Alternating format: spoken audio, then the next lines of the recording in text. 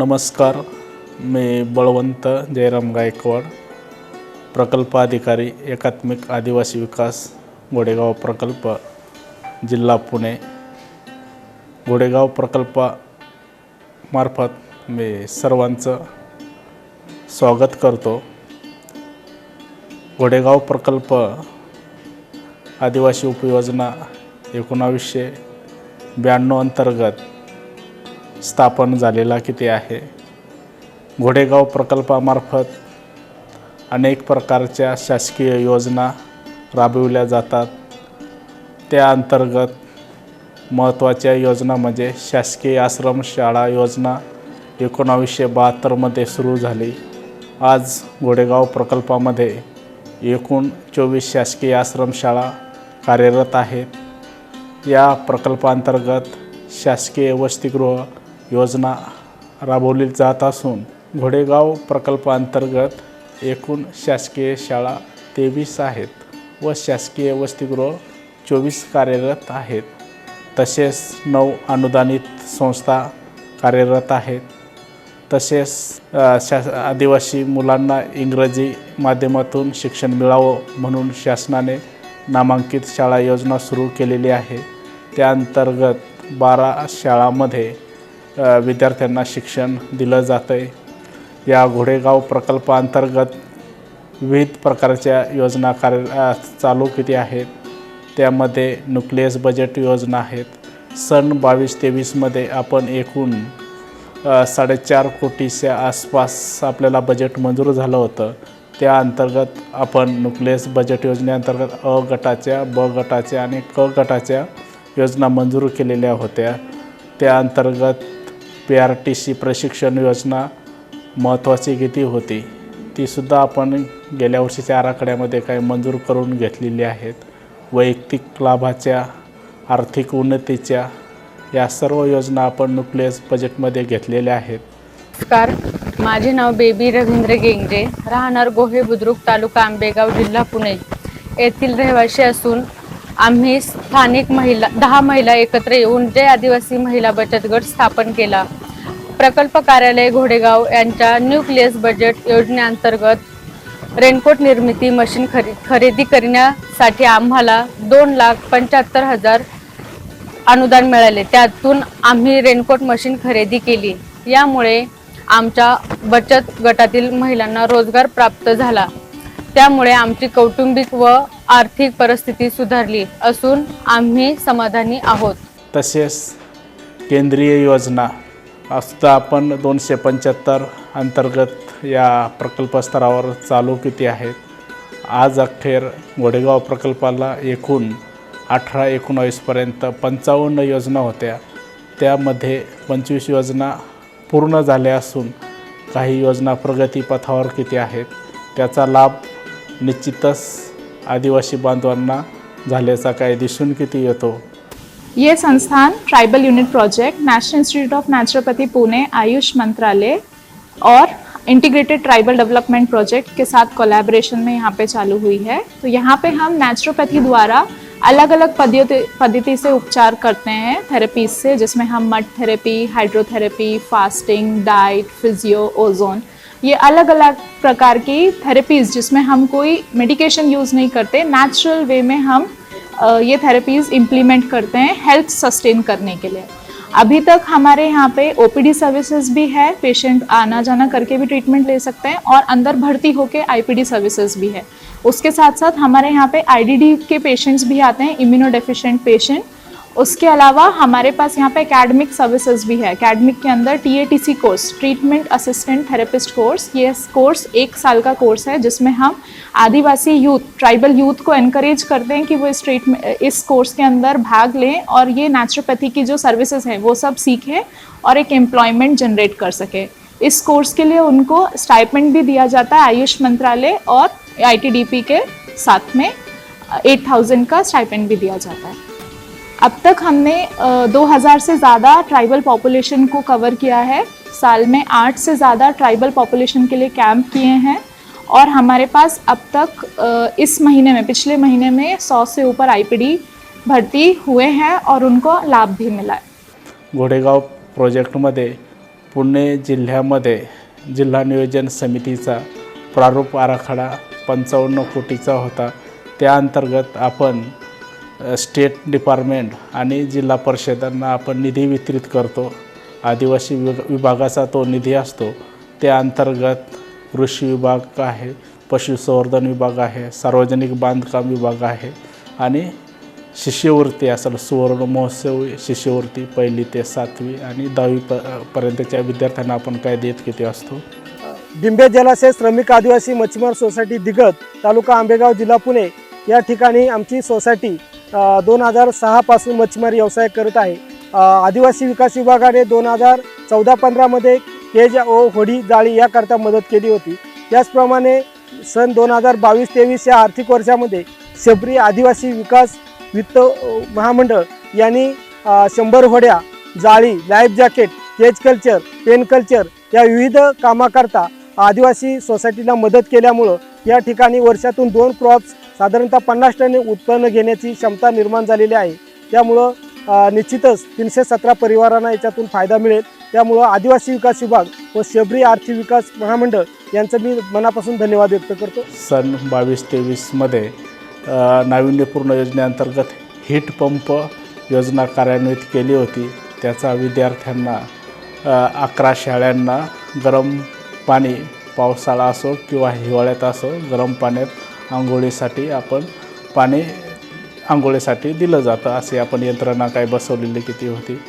तसेच गोडेगाव प्रोजेक्टमार्फत अनेक योजना आपण तयार केलेल्या किती आहेत.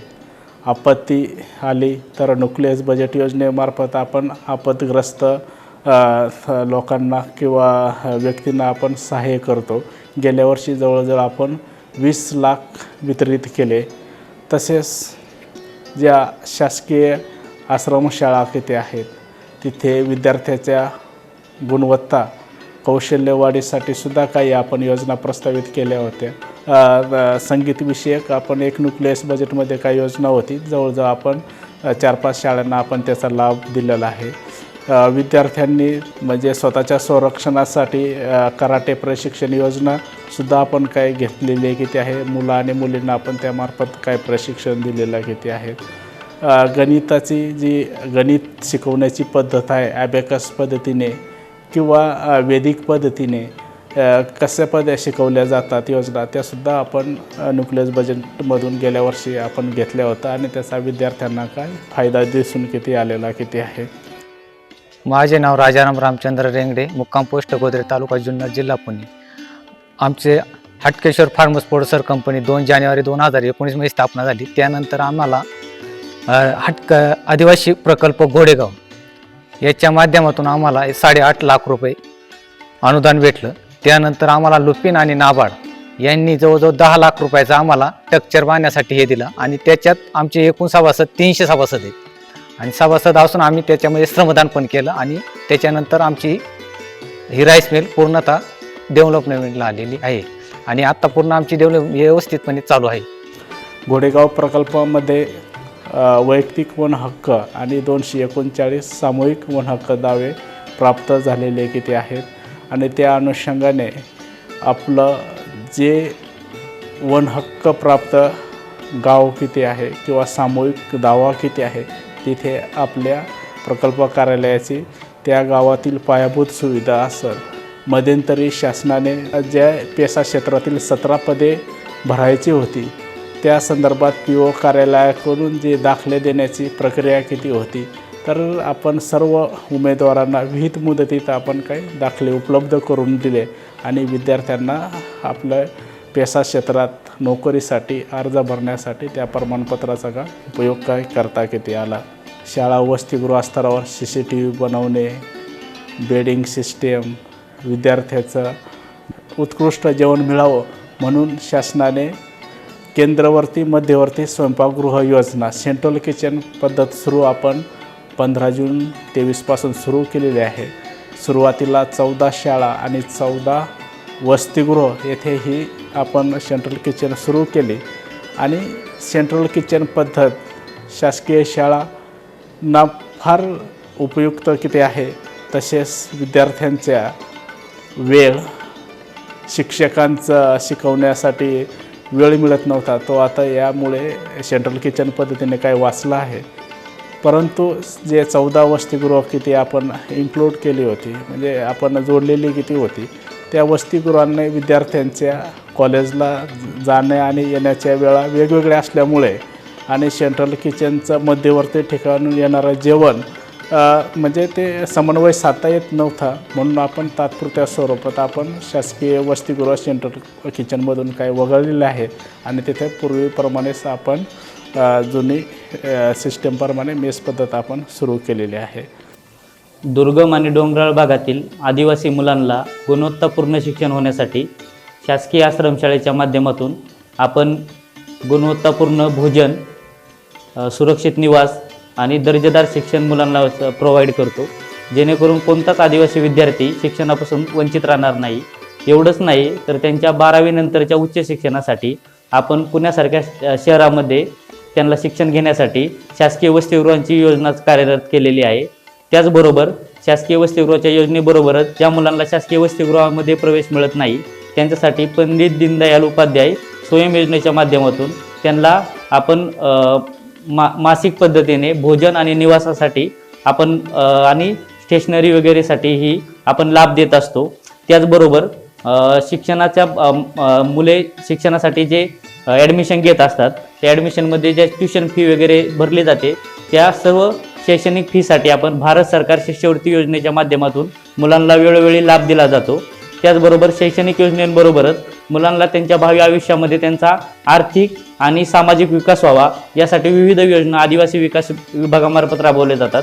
त्यामध्ये एखाद्या स्थळाला अनुसरून त्या स्थळाच्या अनुसरून तिथल्या भौगोलिक परिस्थितीनुसार पर्यटनाच्या वगैरे योजनाही आपण राबवल्या जातात. उदाहरणार्थ घोडेगाव प्रकल्पाच्या माध्यमातून आपण गोहे येथे रेनकोट निर्मितीचा एक प्रकल्प राबवला आहे जो महिला बचत गटाच्या माध्यमातून कार्यरत आहे. त्याचबरोबर विशेष केंद्रीय सहाय्य म्हणून भारतीय राज्यघटनेच्या 275 कलमाच्या अनुषंगाने जी योजना आहे त्यामध्ये आपण वेगवेगळ्या प्रकारच्या योजनांचा लाभ देत असतो. त्याचप्रमाणे ठक्करबाप्पा पायाभूत वस्ती सुधारणा योजनेच्या माध्यमातूनही आपण आदिवासी क्षेत्राचा सर्वांगीण विकास होण्यासाठी त्यांना पायाभूत सुविधा प्रोव्हाइड करत असतो. आदिवासी विकास प्रकल्प कार्यालय घोडेगाव हे कायमच शासन आपल्या दारी ह्या माध्यमातून आपण घरोघरी जाऊन लाभार्थींपर्यंत योजना पोहोचवण्याचा प्रयत्न करत आहे. त्यासाठी प्रकल्प अधिकारी माननीय श्री बळवंत गायकवाड सर यांच्या मार्गदर्शनाखाली आम्ही सदैव कार्यरत असतो. स्वातंत्र्याचा अमृत महोत्सव साजरा करत असताना आदिवासी भागातील कोणताही लाभार्थी शासकीय योजनापासून बाहेर राहिला नाही पाहिजे किंवा वंचित राहिला नाही पाहिजे. त्या संदर्भात आपण PO कार्यालयाचे निरीक्षक असेल त्यांच्यामार्फत आपण सर्वेक्षण करतो. त्या संदर्भात आपण योजना बनवतो. तसेच या भागातील पारधी लोकसंख्या शिरूर भाग असेल, इंदापूर भाग किती असेल किंवा सातारा, सांगली, कोल्हापूर तर तेथील लाभार्थ्यांना लाभ मिळत नव्हता. म्हणून आपण जिल्हा नियोजनमार्फत सन 22-23 पासून पारधी पॅकेज योजना आपण सुरू केली आणि त्याचा आज 4ही जिल्ह्यांना त्याचा फायदा झाल्याचा आपण दिसून येत किती आहे. अशा अनेक योजना किती आहेत त्याचा तो लाभ सर्वसामान्यांना आदिवासी कुटुंबांना होत आहे याचा मनापासून मला आनंद वाटतो. धन्यवाद.